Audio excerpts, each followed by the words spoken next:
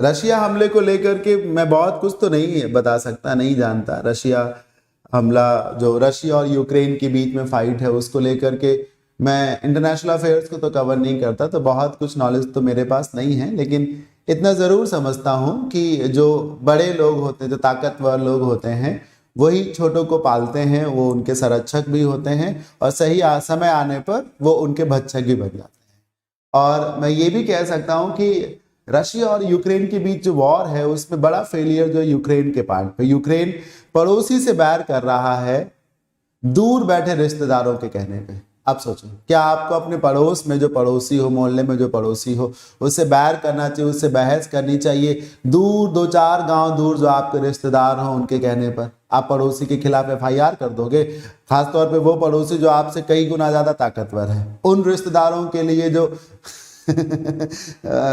जो मौका पड़ने पर कह दे कि मेरी मोटरसाइकिल स्टार्ट नहीं हो रही, उसमें पेट्रोल नहीं है, पंक्चर हो गई है, रास्ते पे ट्रैफिक बहुत सारा है, तो ऐसे रिश्तेदारों के चक्कर में आप पड़ोसी से बैर करेंगे तो फिर अभी जो हो रहा है फिलहाल वही होना है।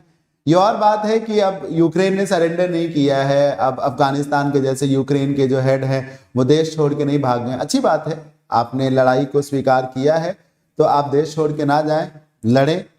बाकी उनका एक फोटो भी वायरल हुआ जिसमें वो आर्मी की यूनिफॉर्म में नजर आते हैं, वो सिंबॉलिक है। ऐसा तो नहीं मैं मान सकता कि वो लड़ने चले गए होंगे, लेकिन हाँ, कहीं ना कहीं वो देश के जो तमाम नागरिक हैं उनको एक तरीके से पुश कर रहे होंगे, इंस्पायर कर रहे होंगे कि समय आ गया है कि हर कोई हथियार उठाए, अपनी सोवरेनिटी को बचाए। फिर भी मैं ये कहना चाहूंगा कि ये स्ट्रेटेजिक फेलियर है यूक्रेन की पॉलिटिक्स का। किसी भी सूरत में यूक्रेन को रशिया के साथ वॉर में एंगेज नहीं होना चाहिए था, क्योंकि लॉस तो यूक्रेन को ही ज्यादा होगा। यूक्रेन का जो लॉस है वो दिखेगा, रशिया का जो लॉस है वो संभवतः दिखेगा नहीं, क्योंकि यूक्रेन के सोल्जर्स रशिया में नहीं घुसे हैं, रशिया के सोल्जर्स यूक्रेन में घुसे हैं। यूक्रेन के पास उतना पावर भी नहीं है, उतने एडवांस वेपन्स पे नहीं है जितने रशिया के पास, जितनी मात्रा में है। तो लॉस में तो यूक्रेन ही जाएगा। End of the day surrender भी उसे ही करना पड़ेगा, जितना मैं समझता हूँ। बाकी युद्ध से हासिल तो बहुत कुछ होता है और बहुत कुछ नहीं भी होता है। युद्ध ना हुआ होता तो बांग्लादेश जैसे देश का जन्म ना हुआ होता। युद्ध से नई संस्कृतियां, नए लोग, नए देश, नई रियासतें, नए नेता, बहुत से लोग बनते हैं। और युद्ध से बहुत कुछ तबाह भी होता है, चाहे जापान का नागासाकी और हिरोशिमा शहर ले लीजिए, चाहे और भी तमाम एग्जाम्पल्स हो सकते हैं। बाकी एक फिलिस्तीन के कवि हैं महमूद दरवेश जी, शायद जानते होंगे आप उनको। अभी शशि थरूर साहब ने अपनी सोशल मीडिया पर एक पोस्ट डाली है, उसमें उन्हीं कवि का जिक्र किया है।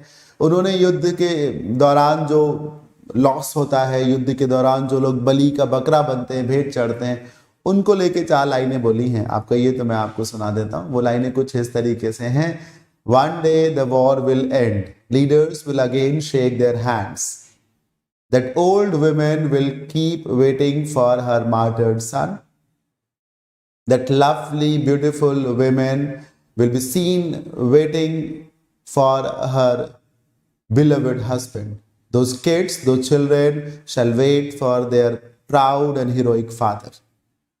God knows when will it happen or whether will it happen ever.